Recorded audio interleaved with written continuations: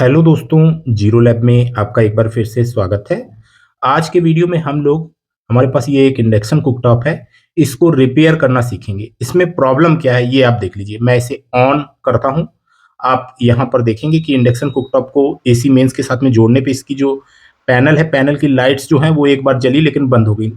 इसका जो on button है, ऑन ऑफ बटन, उसको अगर हम पुश करते हैं तो हमारा इंडक्शन कुकटॉप बिल्कुल भी वर्क नहीं कर रहा है। तो ये जो यूजर इंटरफेस पैनल है इसको हम बदलेंगे। इसमें ही प्रॉब्लम है। अभी मैं आपको क्लियर कराने के लिए यहाँ पर दूसरा यूजर इंटरफेस पैनल जो है इसे लगा के दिखाता हूँ। ये पैनल जो है, दोनों के बटन्स में पोजीशन में अंतर है, इसलिए हम एक की जगह दूसरे को यूज नहीं कर सकते। लेकिन जो ये इंडक्शन कुकटॉप है इसकी टेस्टिंग जरूर कर सकते हैं। तो मैं इस तरह से इसका जो यूजर इंटरफेस पैनल है उससे इंडक्शन कुकटॉप के साथ लगाता हूं और यहाँ पर ऑन बटन प्रेस करने पे आप देखेंगे कि हमारा इंडक्शन कुकटॉप जो है ये ऑन हो गया है और हम इसकी कीज को दबा के और इसको कंट्रोल भी कर सकते हैं। यानी इंडक्शन कुकटॉप के मेन सर्किट बोर्ड में कोई प्रॉब्लम नहीं है, यूजर इंटरफेस पैनल जो है यही खराब है।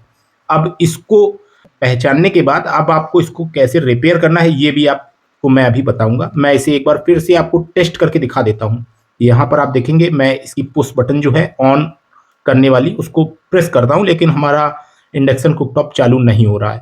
तो यहाँ पर ये चीज तो क्लियर हो गई कि यूजर इंटरफेस पैनल जो है यही खराब है। अब हम ये यूजर इंटरफेस पैनल जो है इसकी रिपेयरिंग देखते हैं। तो यहाँ पर आप देखेंगे कि इसमें एक आईसी लगी है, कुछ एसएमडी कंपोनेंट भी इस बोर्ड में लगे हुए हैं और इसकी जो बटन्स हैं, पुश बटन्स, इनको रिप्लेस भी किया गया है। यहाँ पर ये पुश बटन्स जो हैं इनको कई बार क्या होता है कि ये ज्यादातर जो हम बटन ज्यादा यूज में लेते हैं वो बटन खराब हो जाती हैं। तो यहाँ पर भी इस इंडक्शन कुकटॉप की जब बटन को रिप्लेस किया गया तो उसके बाद से ये डेड हो गया। यहाँ पर मैं आपको दिखाता हूँ कि आप देखेंगे कि जब इसकी पुश बटन रिप्लेस की गई तो यहाँ पर एक ट्रैक जो है वो ब्रेक हो गई थी। हालांकि पुश बटन रिप्लेस करने के बाद ट्रैक को जोड़ दिया गया, उसके बाद भी ये इंडक्शन कुकटॉप जो है डेड है, ये बिल्कुल भी चालू नहीं हो रहा है। और यहाँ पर इस तरह की पुश बटन्स जो है इसमें रिप्लेस की जाती हैं। ये 2 पिन या 4 पिन की अलग अलग पुश बटन्स आती हैं और दोनों को ही आप इसमें यूज कर सकते हैं।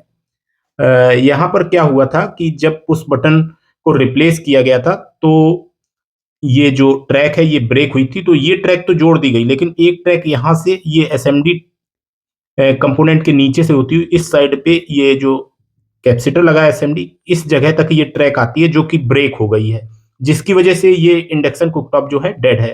यहाँ पर ये एसएमडी कंपोनेंट के नीचे से ही एक ट्रैक गई है जो कि यहाँ तक आई है। तो ये ट्रैक जो है ब्रेक है, जिसकी वजह से ये इंडक्शन कुकटॉप डेड है। और ऐसी स्थिति में आपको एसएमडी कंपोनेंट हो सकता है हटा के नीचे ट्रैक जो है उसे देखना पड़े कहाँ तक गई है। यहाँ पर सर्किट बोर्ड में जो ट्रैक हैं अगर वो ब्रेक हो जाती है तो उनको आपको इस तरह के पतले वायर, जो कि कॉपर के वायर होते हैं, उन्हीं को आप इस्तेमाल करके जम्फर लगाकर उससे रिपेयर कर सकते हैं। मैं यहाँ पर आपको इसको कैसे रिपेयर कर रहा हूँ दिखाता हूँ।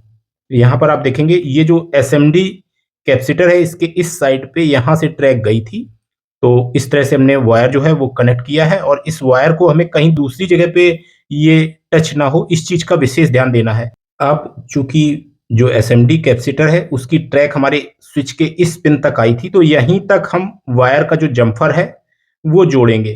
तो इस तरह से जो ट्रैक हमारी ब्रेक हुई थी उसका जम्फर जोड़ने के बाद निश्चित ही ये इंडक्शन कुकटॉप जो है पहले की तरह काम करने लगेगा। आप देख पाएंगे मैंने जम्फर जो है वो लगा दिया है और अब हम इसकी टेस्टिंग जो है वो करते हैं। तो यहाँ पर आप देख पाएंगे मैं इसका सॉकेट जो है वो लगा देता हूँ और यहाँ पर एसी मेंस के साथ में अब हमारा इंडक्शन कुकटॉप जो है वो कनेक्ट है और मैं ऑन करता हूँ। यहाँ पर आप देखेंगे ऑन भी हो रहा है हमारा इंडक्शन कुकटॉप और यहाँ पर हम इसका पॉजिटिव या नेगेटिव बटन प्रेस करके इसका पावर जो है उसको इंक्रीज डिक्रीज कर सकते हैं। दूसरे भी मॉड प्रॉपर तरीके से इसके वर्क कर रहे हैं।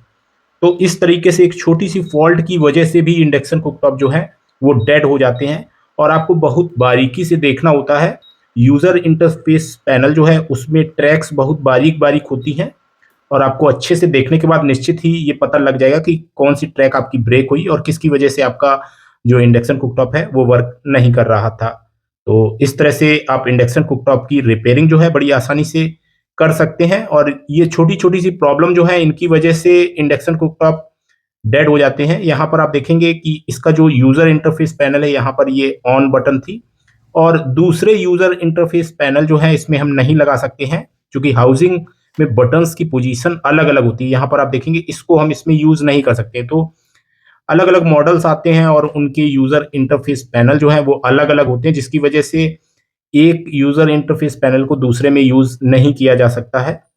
तो यहाँ पर इस तरीके से जैसा कि मैंने आपको रिपेयरिंग प्रोसेस बताया है, को आप फ़ॉलो करके और इंडक्शन कुकटॉप जो है, उन्हें आसानी से रिपेयर कर सकते हैं। यहाँ पर आप देखेंगे कि अब ये इंडक्शन कुकटॉप बिल्कुल अच्छे से काम कर रहा है और इसकी सभी कीज़ जो हैं वो वर्क कर रही हैं। अगर आप इलेक्ट्रॉनिक्स की रिपेयरिंग करते हैं और इलेक्ट्रॉनिक्स रिपेयरिंग में इस्तेमाल होने वाले कंपोनेंट परचेज़ करना चाहते हैं, तो वीडियो के डिस्क्रिप्शन में मैंने व्हाट्सएप कैटलॉग का लिंक दिया है, वहाँ से आप ऑर्डर प्लेस कर सकते हैं। तो आज के वीडियो में इतना ही। Thanks for watching. Have a nice day.